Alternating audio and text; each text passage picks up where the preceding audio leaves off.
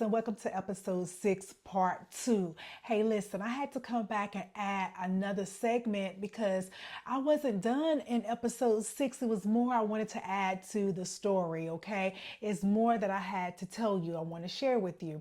So I had to do a part 2 just a little bit before we get into part 7, 8, and 9 with our guest speakers, okay?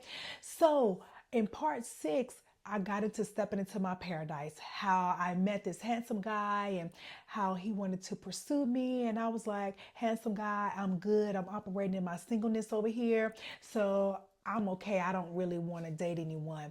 But I ended up going to God and asking for confirmation. And God told me this is someone that I need to allow to pursue me. And I allowed him to pursue me. We were dating for about 6 months and things were going really, really, really good. Remember, I told you guys we were going out having tea and we were just taking time to really get to know each other and set a solid foundation. So I'm just thankful for the foundation that we set, and it has really helped us throughout our relationship because we really talked about things that was important to us. We talked about, different morals and values, and we just also had fun. Personality is everything. So we were really able to just really connect on a strong level.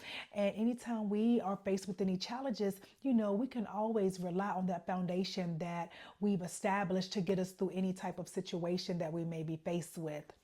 But what I want to share with you guys is we had been dating for about 6 or 7 months and things were going really good. And then I just started facing challenges in other areas of my life. I started experiencing what I would call spiritual attacks. I was also attacked financially. I was attacked professionally. And all these things occurred while we were doing great in our relationship. All these things occurred when I thought I was at my peak of my peace. What I can truly say is being in the desert truly prepared me for anything that I may face in my paradise because I am not going back to the desert, okay? The things that I faced in the desert, the isolation, the disappointment, the hurt, those things prepared me and made me stronger in every area of my life. So when I was faced with these new challenges, I could handle them and it didn't break my entire being. But I was afraid that it would affect my husband's relationship, me and my husband's relationship, because, he was just getting to know me, and I thought maybe he would walk away because of some of the challenges I was facing. I was facing challenges again, professionally, financially, and I was facing challenges spiritually. And I felt like I needed to discuss these things with him because one of those challenges, it started after we had been dating about 7 months. And then the next one hit me maybe after a year. And the third one hit me probably after a year and a half. But I had to talk to him about each one of these things because, we were planning on being in each other's lives, and this was something I was faced with, and I wanted him to know what was going on. Being attacked spiritually, I had never been attacked spiritually that I was aware of. So I had to learn how to deal with that. And nothing could help me with that but praying, fasting, and being in my word. So I had to learn how to deal with that situation because it was something that I had never dealt with before. And then I was slapped with a lawsuit on my business, and that was something that lasted about 2 years.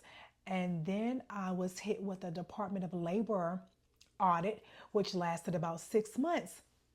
So these are things that are going on in my life that I feel like, or that I felt like was designed to break me. It was designed to pull me back into isolation or pull me back into a state of sadness or disappointment, because people were saying that, or thinking that I would probably have to close my business or that my business was closed. And because of the public humiliation behind it, I did kind of shy back a little bit because I had to regroup. I had to really get myself together, and I really had to go to God and refocus and realign myself with the Word of God because these areas, had the potential to pull me back into the desert mentally. And I said, no, I'm not going back to the desert. So with the support of my now husband, you know, with me realigning myself with God, with me refocusing myself, I was able to pull through those situations and not allow it to take over my whole being. I still had peace in my relationship. I still had peace in my home and peace with my children. But these other areas in my life, they were under attack. So I had to make sure I maintained my peace in those areas. See, again, once you in that desert and you feel like you're going through those sandstorms and you feel like you're going through the heat and the pressures of life, that's just God strengthening us to be able to deal with, things that we have no idea that we may be faced with in the future. So that was my time. That time in the desert that I spent was truly preparing me for things that was even more powerful than the things I'd already been through, the things that I had already faced. And so in order for it not to disturb my whole being, in order for it to not disturb my peace and remove me from my paradise, I had to be strong. I had to have the fortitude and the tenacity to maintain my peace. And I also had to know to seek God, okay? I had to know to seek God. I just felt like the enemy wanted to attack me in all those areas of my life, but God always has the last say.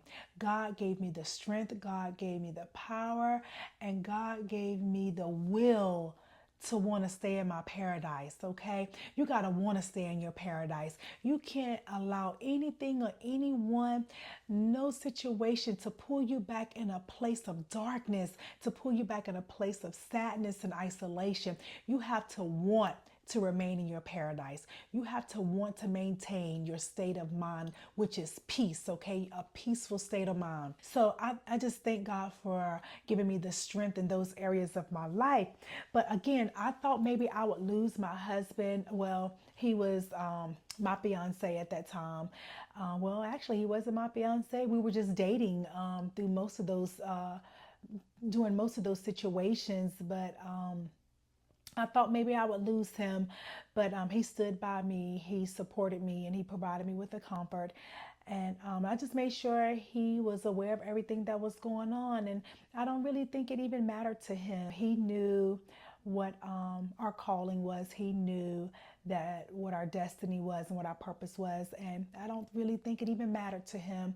But he was there. He provided me with everything that I needed to get through that situation. We were engaged probably about 2.5 years later after we started dating, and we had a small, intimate wedding during COVID. So it was small in numbers, but big in love.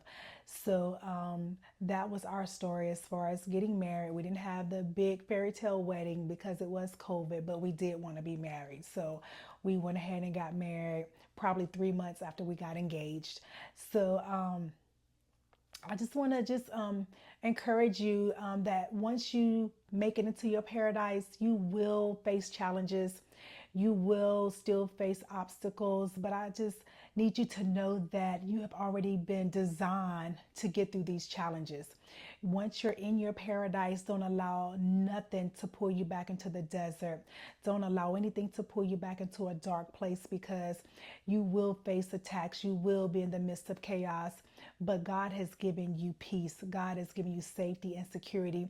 God has already provided you with the healing that you needed, the areas that you were broken. God has provided you with the help, and He's provided you with the guidance.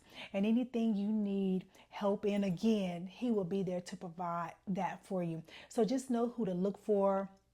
And even when you're in the midst of your storm, you look for that lighthouse, because He's going to guide you all the way. He's going to guide you and protect you through anything that you may face, okay? Remember, we're in paradise. We're going to stay in paradise. Nothing is going to pull us out of our paradise. That's our state of mind. We're going to maintain our peace because it's God-given peace, okay? I just wanted to share that little bit with you guys, because on episode 7, we're going to have our first guest, and her name is Yolanda Caesar. She's my best friend, and I'm telling you, we have had fun recording that episode. You guys are really going to enjoy it. She is awesome. She's amazing. So thank you guys for just tuning in to episode 6, part 2. Thank you very much. And I hope this episode blesses you. Have a good night.